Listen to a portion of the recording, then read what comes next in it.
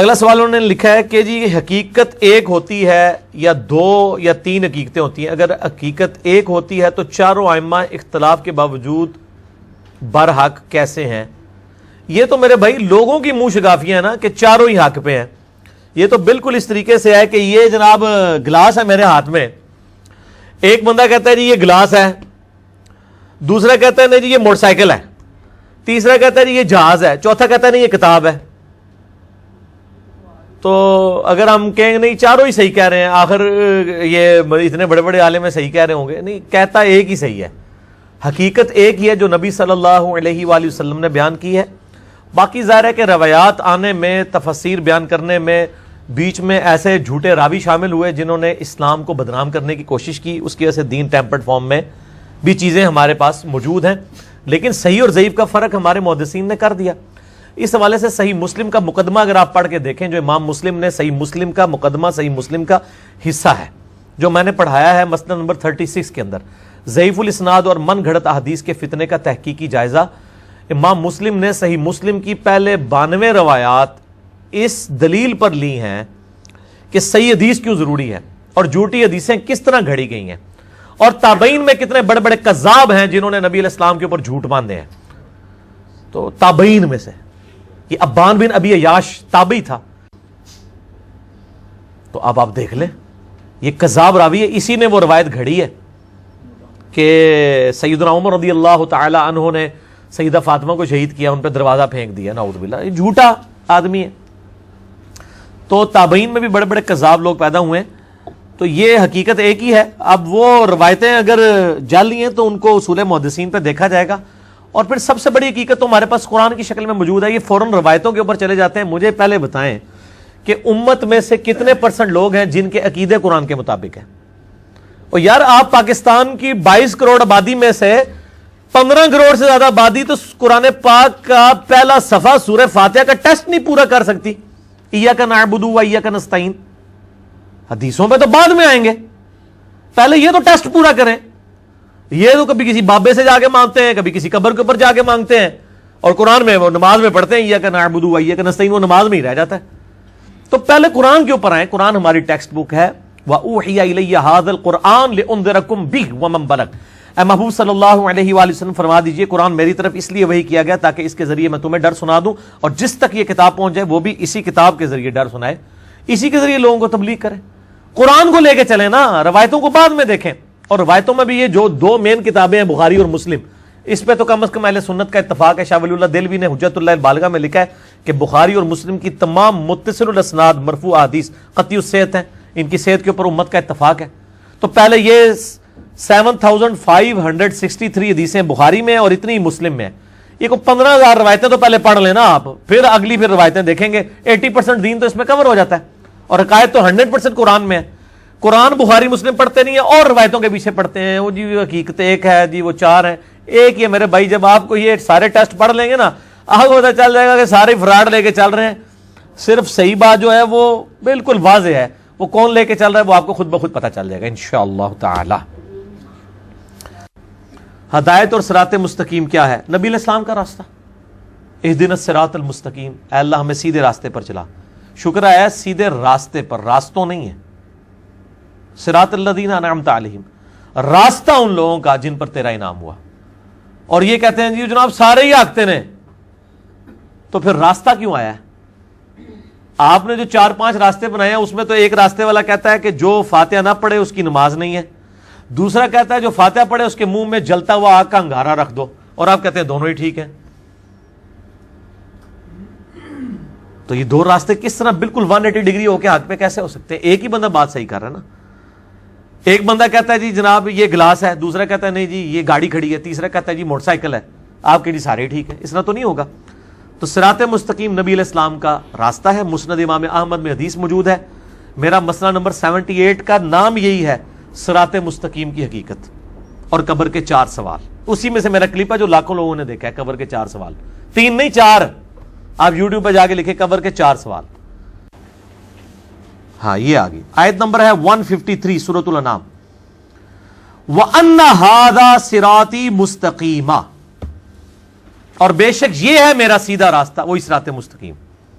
فاتبعوہ اس کی پیروی کرو، ولا تتبعوا السبل اور ارد گرد کے شیطانی راستوں کی پیروی مت کرو، فتفرق بکم عن سبیلہ یہ تمہیں میرے راستے سے بہکا دیں گے، ذالک وصاکم بہ لعلکم تتقون یہ وہ چیز ہے جس کی اللہ تعالیٰ تمہیں وصیت کرتا ہے تاکہ تم اللہ کا تقوی اختیار کرو۔ یہ آیت آپ علیہ السلام نے تلاوت کی، مسند امام احمد میں صحیح سند کے ساتھ حدیث ہے، مشکات میں شروع کا چیپٹر جو ہے نا کتاب الاعتصام بالکتاب والسنہ، کتاب و سنت کو مضبوطی سے پکڑنا، اس میں یہ حدیث ہے نبی علیہ السلام نے زمین پہ ایک لکیر درمیان میں سیدھی کھینچی، ارد گرد ٹیڑھی لکیریں کھینچی، اور پھر آپ نے یوں اس لکیر پہ ہاتھ رکھ کے کہا وَأَنَّ هَذَا صِرَاطِي مُسْتَقِيمًا یہ ہے میرا سیدھا راستہ، اس کی پیروی کرو اور ارد گرد کے شیطان کے راستے، اور آپ نے فرمایا کہ یہ ہر راستے پہ ایک شیطان بیٹھا ہوا ہے جو اپنی طرف تمہیں بلا رہا ہے، اور یہ سیدھا راستہ بیچ میں میرا ہے، یعنی نبی علیہ السلام کا راستہ اور اللہ کا راستہ ایک ہے، مَن يُطِعِ اللَّهَ مَن يُطِعِ الرَّسُولَ فَقَدْ أَطَاعَ اللَّهَ تو نبی علیہ السلام کا راستہ صراط مستقیم ہے، اور ظاہر ہے وہ وہی ہے جو قرآن حکیم کے اندر ہے۔ بس ٹھیک ہے، ہاں جی۔ غامدی صاحب کہتے ہیں کہ چاروں امام برحق ہے، وہ اس بنا پر کہتے ہیں کہ وہ کسی مسئلے کا بھی حل پیش کرتے ہیں اجتہاد کی بنا پر، آپ ان میں سے جس کے بھی مسئلے کو اختیار کر لیں وہ ٹھیک ہے۔ میں نے جواب دے دیا میرے بھائی کہ کسی کے مسئلے کو اختیار کر لیں وہ ٹھیک ہے، اس طرح نہیں ہے، دلیل کی بنیاد کے اوپر چیزوں کو لیا جائے گا نا۔ اگر ایک شخص بغیر دلیل کے یا کمزور دلیل کے اوپر بنیاد پہ وہ ایک دین میں مسئلہ کھڑا کرتا ہے، آپ دیکھیں نا امت میں نقصان پھر اس چیز کا کتنا زیادہ ہو رہا ہے۔ مثال کے طور پہ میں آپ کو بتاتا ہوں کہ بیوی کو ہاتھ لگانے سے وضو ٹوٹ جاتا ہے، یہ امام شافعی نے ایک مسئلہ بیان کیا ہے، اور اس مسئلے کی تکلیف آج تک امت کاٹ رہی ہے جو شافعی ہیں، ہم تو نہیں کاٹ رہے، ہم تو امام بخاری کے ساتھ ہیں کہ امام بخاری نے باب باندھا ہے صحیح بخاری میں، نبی علیہ السلام کی حدیث لے کے آئے کہ سیدہ عائشہ کہتی ہیں حجرہ تنگ تھا، میں سامنے لیٹی ہوتی تھی، نبی علیہ السلام نماز پڑھتے تھے، سجدے میں جاتے وقت میرے پاؤں کو ٹو دیتے تھے، میں پاؤں سمیٹ لیتی تھی، آپ سجدہ کرتے تھے، اس کے بعد جب دوبارہ قیام میں جاتے تھے میں پھر پاؤں سیدھے کر دیتی تھی۔ اس سے امام بخاری نے یہ باب اس پہ یعنی مسئلہ نکالا ہے کہ عورت کو ہاتھ لگانے سے وضو نہیں ٹوٹتا، ٹھیک ہے جی۔ اب جو بندہ یہ بتا گیا کہ عورت کو ہاتھ لگانے سے، بیوی کو ہاتھ لگانے سے وضو ٹوٹ جاتا ہے، اس کی تکلیف آج امت کو اس طرح کاٹنی پڑ رہی ہے کہ انڈونیشیا اور ملیشیا کے جو شافعی ہیں زیادہ تر لوگ، آپ ذرا ان کی عورتوں کو حج عمرے پہ دیکھیں، ان عورتوں نے گرمیوں میں بھی دستانے پہنے ہوتے ہیں، وہ آپ یہ نہ سمجھیں انہوں نے پردہ کیا ہوتا ہے، چہرے ان کے کھلے ہی ہوتے ہیں، چہرے کا نقاب نہیں کرتی ہیں، اور پورے انہوں نے ہاتھوں کے اوپر یہاں تک دستانے باندھے ہوتے ہیں۔ آپ ان سے پوچھیں کیا تکلیف ہے آپ کو، تو وہ کہیں گے چونکہ ہم نے اپنے مرد کے ہاتھ میں ہاتھ ڈالنا ہوتا ہے، تو چونکہ خاوند کو ہاتھ لگانے سے وضو ٹوٹ جاتا ہے، تو اپنا وضو سنبھالنے کے لیے ہم نے یہ جو مصیبت کاٹی ہوئی ہے دستانے والی، تو ہاتھ تو پھر بھی پکڑا ہی ہوا ہے مرد کا، وچ خالی ایک شاہی آ گئی ہے نا، تو اس کا مطلب یہ پریکٹیکلی جعلی مسئلہ ہے، کیونکہ امت نے ریجیکٹ کر دیا، امت نے دستانہ پہن کے تو وہ یہ کام کرنا شروع کر دیا۔ اب اس طرح کے جو جعلی مسئلے ہیں، اس طرح کے مسئلوں کا تو غامدی صاحب بھی بہت مذاق اڑاتے ہیں، جب وہ مذاق اڑا رہے ہوتے ہیں تو اس کا مطلب یہ ہے کہ امام حق پہ نہیں ہے وہ اس مسئلے میں، ورنہ تو خود عمل کر رہے ہو نا، وہ خالی نہ صرف ان چیزوں کو غلط کہتے ہیں بلکہ ان کا مذاق بھی اڑاتے ہیں کہ یار کتنی فضول سا مسئلہ ہے یہ، ٹھیک ہے نا جی۔ تو اس قسم کے یعنی مسائل جو بیان کرتے ہیں، اسی طریقے سے آپ دیکھیں کہ خون نکلنے سے وضو والا مسئلہ ہے، روایت ہے ابو داؤد کے اندر کہ ایک صحابی کو یعنی وضو کے دوران یعنی نماز پڑھنے کے دوران تیر لگ گیا، ان کا خون نکلتا رہا، اور اسی حالت میں انہوں نے نماز مکمل کی ہے، نماز نہیں توڑی ورنہ وضو ٹوٹ جائے۔ ایک بندے کا اگر نماز کے دوران پیشاب نکل جاتا ہے تو کیا نماز جاری رکھے گا؟ وہ نماز ٹوٹ گئی، ایک بندے کا خون نکل رہا ہے، نماز ٹوٹ گئی، اور دوسرے ساتھی اس کو کہتے ہیں تم نے مجھے جگایا کیوں نہیں؟ ان کا میں نے ایک صورت شروع کر لی تھی، میں نے کہا میں اس کو اب مکمل کر کے ہی نماز مکمل کروں، یعنی کوئی شرعی عذر بھی نہیں تھا اس کے اوپر، دوسرے بندے کو بلا سکتا تھا، اس نے نماز مکمل کی، آپ علیہ السلام نے نہیں فرمایا کہ تیرا وضو ٹوٹ گیا تھا، تو خون نکلنے سے وضو نہیں ٹوٹتا۔ اس مسئلے میں امام شافعی کا موقف ٹھیک ہے کہ وضو نہیں ٹوٹتا، امام حنیفہ کا غلط ہے، اور امام بخاری کا بھی یہی موقف ہے کہ خون نکلنے سے وضو نہیں ٹوٹتا، امام ابو داؤد نے بھی یہی موقف اڈاپٹ کیا ہے۔ اور یہاں پہ وہ مذاق اڑا رہے ہوتے ہیں جی کہ جی وہ لوگ جو ہیں اپنی مرضی کا دین لیں گے، جب ان کا بیوی کو ہاتھ لگانا ہوگا تو وہ حنفی بن جائیں گے، جب وضو توڑنا ہوگا تو شافعی بن جائیں گے۔ نہیں بھائی، ہم محمدی بنیں گے ہر مسئلے میں، نبی علیہ السلام نے ہر چیز کھول کے بیان کی ہے، مضبوط روایتیں لے کے پھر اگلی بات کریں گے۔ قاعدہ فضائل نماز والے چیپٹر میں یہ واقعہ نقل کیا ہے، اس کے بعد انہوں نے عجیب و غریب اس سے رزلٹ نکالا ہے۔